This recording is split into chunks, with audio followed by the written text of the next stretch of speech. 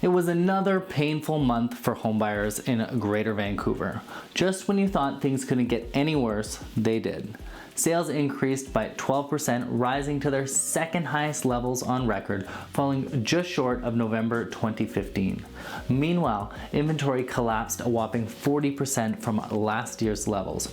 Obviously, this is creating an environment for bidding wars and higher prices. It's particularly true in the detached segment, where inventory dropped 25% from the obscenely low levels buyers were facing last year. Detached home prices are now up 21% in Greater Vancouver and 36% in the Fraser Valley. There have been better times to buy a house, and today isn't one of them. Similarly to the last bull run of 2015 to 2017, a rising tide lifts all boats. When the detached market peaked out in 2016, the condo market ripped in 2017 as buyers bid up what was still cheap, relatively speaking, of course. We're now seeing that in the condo space, with sales up 33% and inventory plunging 46%. It's a recipe for disaster. Condo prices are up 11% from last year, and I still believe they will outperform detached houses in the year ahead as they play catch up. The risk is policy intervention, which I think we're getting closer to. Canadian housing is so large now that policymakers are forced to support it. That's not to suggest that accidents can't and won't happen. The situation is rather delicate, and nobody knows how to deal with it, but left to its own devices, it does look poised to move higher. So let's get into it, starting with the detached market. Detached house sales were down 7% year over year, and this was not from a lack of demand, but rather a lack of inventory available for sale. Single family inventory is at its lowest levels on record for the month of November. The only time it's been lower was December of 2016. It also matters what price bracket you're shopping in. If you're trying to buy a house under 2.5 million, good luck. There are just 1.6 months of inventory for sale. However, if your budget is above 2.5 million, you currently have 6.5 months of inventory available. In other words, if you can increase your budget above where everyone else is shopping, there's some good deals to be had. Essentially, the spread between an entry-level house and a luxury house has never been thinner.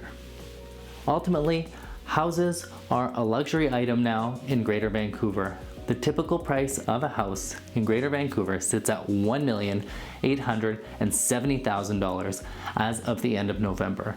And it's not like there's a wave of new supply in the pipeline.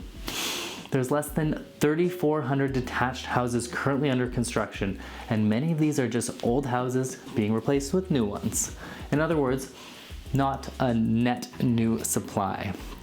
And so detached prices continue to rise, officially up 21% from last year. Don't get me wrong, I think that valuations in the detached market are very stretched in the near term. We haven't seen this pace of price inflation since 2015, 2016. I think that many buyers are losing their cool in bidding wars and paying too much. However, as long as inventory remains as tight as it is, you won't see any easing in prices. My guess is that we could be nearing buyer fatigue very soon. Now, let's get into the condo market. There were over 1,800 condo sales across Greater Vancouver in the month of November. This smashed the November record of just over 1,500 units sold back in 2015. The condo market is very strong, with sales up 33% from last year. Meanwhile, inventory for sale plunged 46% year over year. Keep in mind, inventory was somewhat elevated last year as the condo market was dealing with a record number of new listings last November. If we dig further and look at the months of inventory, it currently sits at 1.8. This is indicative of a strong seller's market. With record condo sales and months of inventory favoring the seller, it's no surprise to see condo prices on the rise. They're officially up 11% year over year, as I stated earlier, and all signs point to further increases. The good news, unlike the detached housing market, is that we are adding new supply. Condos under construction currently sit at record or near record highs anyway. This might, just might, keep price growth from inflating out of control. However, as flagged by the Bank of Canada and anyone with two eyes, the investor base is growing, and it's hard to overbuild when you have a growing investor base and access to real negative interest rates. Similar to the detached market, price growth in the condo space is more concentrated in the suburbs. For example, condo prices in the city of Vancouver are up 9%, while condo prices in Coquitlam are up 14% and 23% in Maple Ridge. I remain bullish on the condo market in the year ahead. So that's your monthly report for looking at November in review. I'm Josh Kepke with the Vancouver Real Estate Today group of McDonald Realty. Send me a DM, leave your comments, questions below. Give me a call, 604-313-9805. And as always, if you want to see more of these insightful videos, don't forget to subscribe and like. Bye for now.